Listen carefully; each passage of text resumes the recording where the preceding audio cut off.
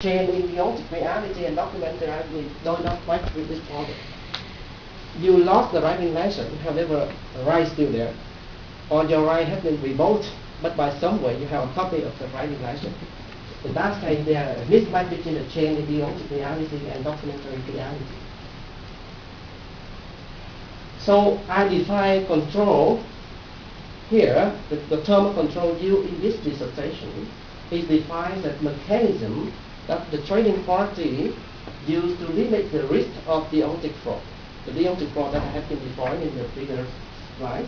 And in interorganizational procedure, because Deontic relations are mostly represented in form of document in interorganizational business.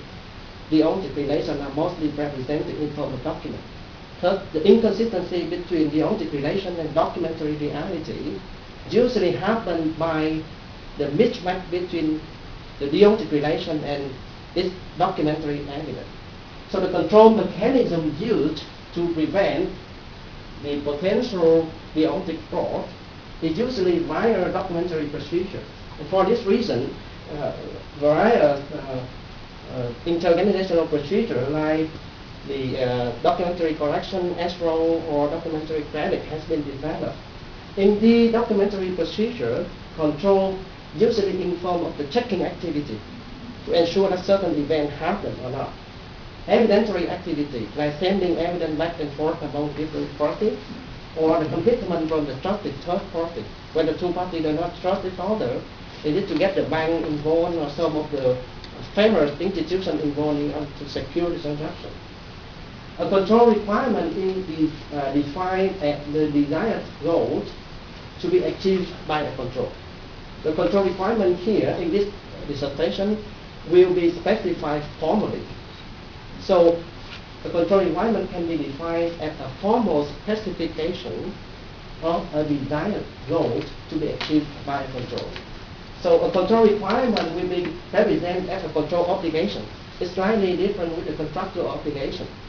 In the contractual setting, when a party has an obligation, there are some other counterparty has a right. So if this party violates the obligation, the counterparty will sanction or punish or do whatever legal activity that are allowed by the legal system. But the control obligation here is a little bit more specific.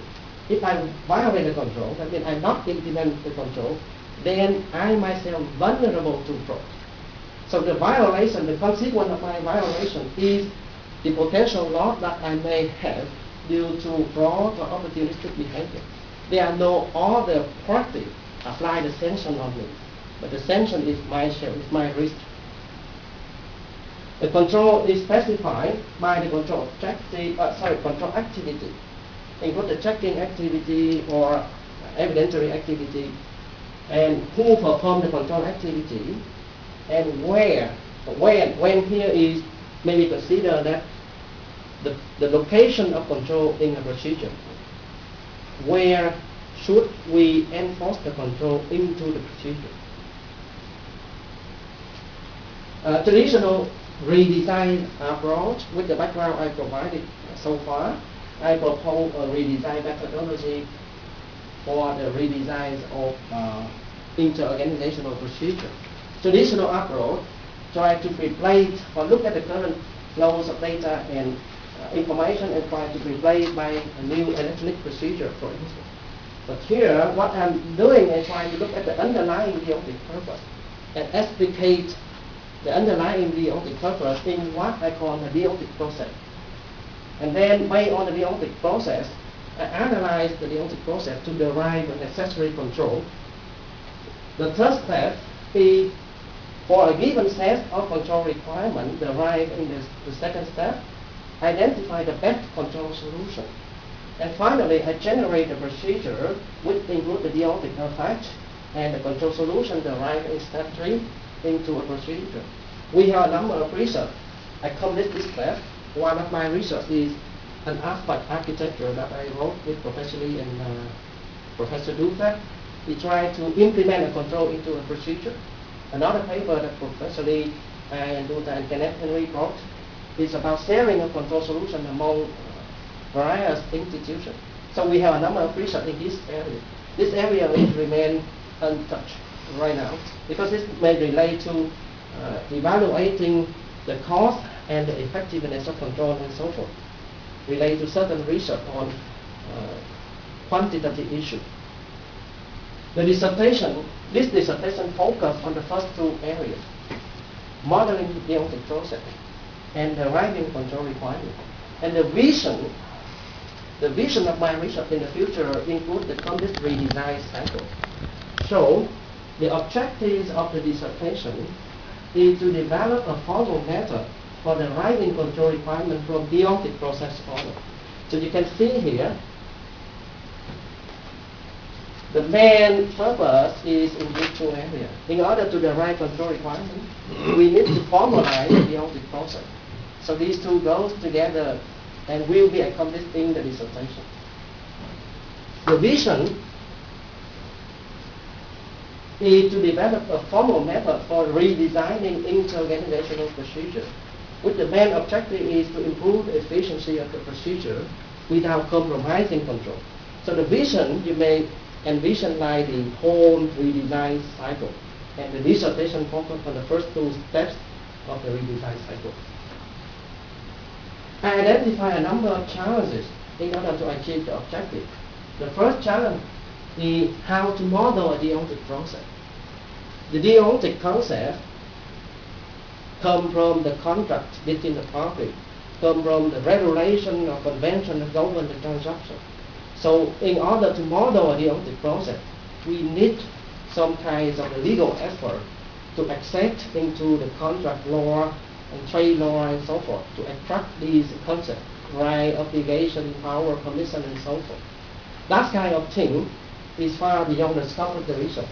What I do here is to provide the tool, the formal tool, that can help them to explicate the Deontic process. They have the knowledge about certain Deontic aspects of the transaction, and we provide them the tool for them to explicate the knowledge that they have. The second thing is how to identify control principles. Traditional methods for deriving control or for the analysis of control in inter-organizational or internal procedure mainly apply the principle from the auditing and accounting. Even though the domain of accounting and auditing is a well-established domain, these principles are mainly the rule of thumb. There are no analytical foundation to justify why a principle is needed. The thing here, my approach here is slightly different. I provide an analytical approach. I look at the underlying Deontic process, identify potential inconsistency between Deontic process and documentary procedure, and then propose the way to identify fraud potential and control requirement to prevent the fraud potential. And I arrange the fraud potential and control requirement into a set of control principles. And then, in order to facilitate the automatic analysis of control, I provide a formal representation of control principles in what I call the control group.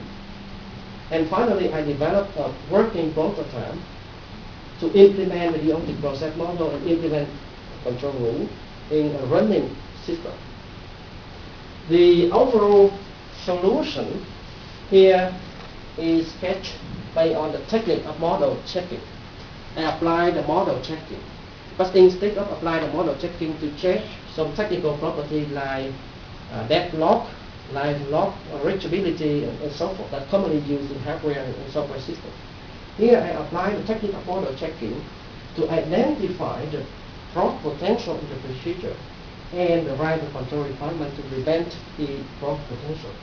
So the input of the model checking in a program, what I call here the control requirement generator, is a program developed based on the model checking technique.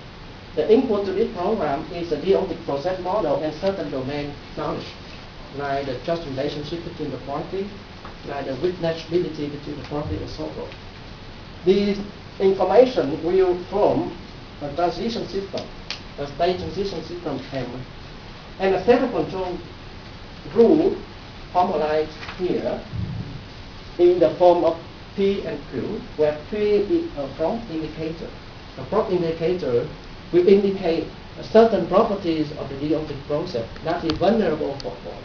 And Q is a control requirement in order to prevent this fault potential.